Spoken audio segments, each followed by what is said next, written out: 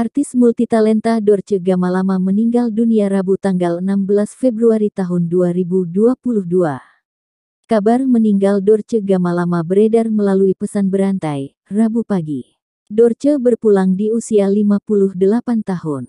Dilansir Tribun News, Siti Fatimah Tuzahrah, kerabat dekat Dorce Gamalama, mengunggah kabar duka itu melalui akun media sosialnya.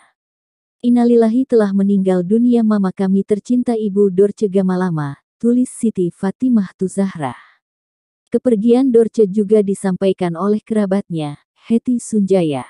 Dorce wafat karena sakit yang dideritanya. Sudah 3 minggu positif COVID jadi tidak bisa pulang ke rumah, kata Hetty.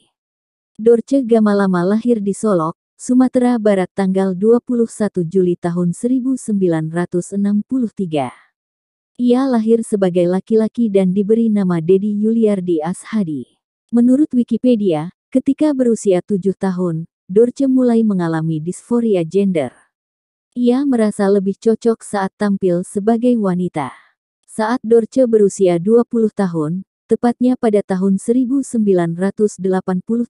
Dorce melakukan operasi ganti kelamin.